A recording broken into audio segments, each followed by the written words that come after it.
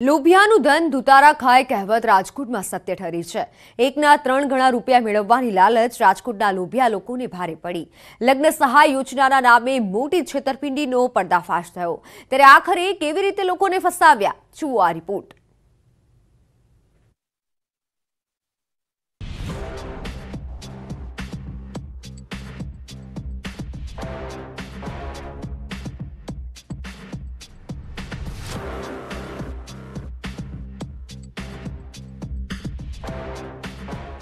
આ લોકોના ચહેરા પરથી ચમક થઈ ગઈ છે ગાયબ। લોકોના ઉતરી ગયા છે ચહેરા, માથા પર છે ચિંતાની લકીર। દુઃખ છે જિંદગીભરની સેવિંગ ગુમાવવાનું, કેમ કે રાજકોટના લોકોને એકના 3 ગણા રૂપિયા મેળવવાની લાલચ ભારે પડી ગઈ। જી હા, રાજકોટમાં છેતરપિંડીની એક ચોંકાવનારી ઘટના સામે આવી છે। લગ્ન સહાય યોજનામાં ભાગ લેનારા લોકો સાથે છેતરપિંડી થઈ હોવાનું ખુલ્યું છે। રિયલ ફ્રેન્ડ ફાઉન્ડેશન નામની સંસ્થાએ તમામ લોકો સાથે છેતરપિંડી કરી છે। રિયલ ફ્રેન્ડ ફાઉન્ડેશનમાં નામ નોંધવા સમયે લોકો પાસેથી 25,000 રૂપિયા લેવાયા હતા, જે લગ્ન બાદ રૂપિયા 25,000ના 1 લાખ રૂપિયા આપવા સંસ્થાએ વાયદો આપ્યો હતો। જોકે તે પૈસા નહીં મળતા લોકો છેતરાયા હોવાનું ભાન થતાં પગ તળેથી જમીન ખસી ગઈ। જ્યારે પોતાના નાણાં પરત મેળવવા માટે વાત કરી તો સંસ્થા દ્વારા ધમકીઓ મળી। છેતરપિંડી કર્યાનું સામે આવતા હડકંપ મચી ગયો। તે પછી અમને કીધું કે 6 મહિના થશે એટલે તમારો ચેક આવી જશે। એટલે 6 મહિના થયા એટલે અમને કોલ આવ્યો કે તમારો ચેક લઈ જાજો।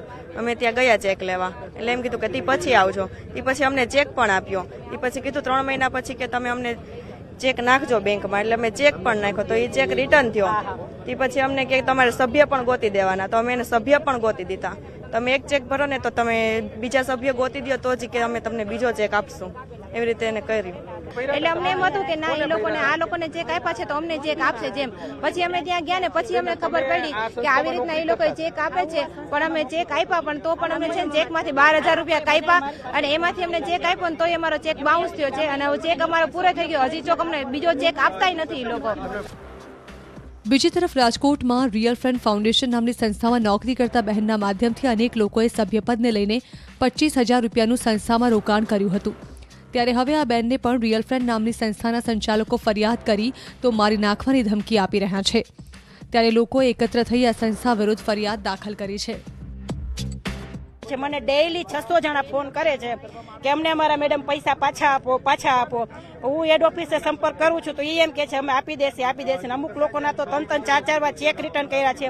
1 લાખનો ચેક આપી દીધો છે, છતાં એ લોકોને કોઈને નાખવા નથી દેતા, અને સામે ફોન કરે છે તો એમ કે થાય કરી લેજો, હૈલાવો, જે ફરિયાદી બનશે ને એને તો સાવ પૈસા મળશે નહીં। આમાં આ લોકોએ 2019માં એક યોજના બહાર પાડી, લગ્ન સહાય યોજના, જેમાં તમે 25,000 રૂપિયા ભરો, લગ્ન પછીના 5 મહિના પછી તમને 1 લાખનો ચેક આપે। આવી રીતે આ લાલચ આપીને સ્કીમ ચાલુ કરી, જેમાં 5-10 શરૂઆતમાં 5 થી 10 લોકોને ચેક આપેલા, પછી જ્યાં મેરેજ હોય ત્યાં ચેક આપેલા એ પોતાની જાહેરાત કરે। આવી રીતે છેતરપિંડી કરી અને ગુજરાતભરમાંથી ઘણા જિલ્લાની અંદરથી 1800 થી 2000 લોકો સાથે 25,000 રૂપિયા ભરાવી અને છેતરપિંડી કરેલ છે। તો અમે સીપી સાહેબને એટલી રજૂઆત કરવા કે આની પર કાયદેસરની કાર્યવાહી કરો અને જે ભોગ બનેલા લોકો છે એમને એના પૈસા તાત્કાલિક ધોરણે પરત અપાવો, એમ અમારી લોક માંગણી છે। આખરે હજારો લોકોની આ સંસ્થાએ કેવી રીતે ચૂનો લગાવ્યો, લોકો કેવી રીતે લાલચમાં આવ્યા, તેની વાત કરીએ તો લગ્ન સહાય યોજનાના નામે 25,000નો ચેક લેતા, જેમના લગ્ન થવાના હોય તેમની પાસેથી રૂપિયા 25,000 લગ્ન ચાંદલા સ્વરૂપે લેવામાં આવતા। લોકોને ફોસલાવી રિયલ ફ્રેન્ડ ફાઉન્ડેશનના સભ્ય બનવાના નામે પૈસા પડાવતા। લગ્ન બાદ 1 લાખ રૂપિયા આપવાનો વાયદો કર્યો હતો। 1 લાખનો ચેક આપ્યા બાદ તેમાંથી 12,500 પાછા આપવાનું પણ કહેવામાં આવતું હતું। 1800 થી 2000 લોકોએ લાલચમાં આવી રોક્યા હતા નાણાં। જે વ્યક્તિ ચેક લેવા આવે તેમને બીજા સભ્ય બનાવવા દબાણ કરાતું। જૂનાગઢમાં 2019માં શરૂ કરી હતી આ સંસ્થા। હરેશ ડોબરિયાએ શરૂ કરી હતી સંસ્થા। રાજકોટ સહિત અનેક જગ્યાએ છે ઓફિસ। જો કે મૂળ જૂનાગઢની રિયલ ફ્રેન્ડ ફાઉન્ડેશન સંસ્થાના પ્રમુખ હરેશ ડોબરિયાએ લોકોના આક્ષેપ ફગાવ્યા છે અને તેમની રાજકોટની ઓફિસમાં કામ કરતા સંચાલક જીજ્ઞાબેને સંસ્થાના 27 લાખ પડાવી લેવાનો આક્ષેપ કર્યો। અમારી પાસે ફંડ હોય તો અમે આપી શકીએ। આજે અમારું ફંડ ફસાઈ ગયું તો એ બેન જો અમારી પાસે જમા ન કરાવે ત્યાં સુધી અમે કઈ રીતે આપી શકીએ। એટલે લાભાર્થીઓને મેં કીધેલું કે ભાઈ તમે થોડી શાંતિ રાખો। બેનની એક મહિલા હતી અને એક લેવા પટેલની દીકરી હતી, એક બદનામ ન થાય એના હિસાબે અમે થોડી શાંતિ રાખી. બેને અમને કીધું કે ભાઈ અમારી બેન અનામતની લોન છે એ થઈ જશે, હું એમાંથી તમને આપી દઈશ, તમે થોડીક શાંતિ રાખો.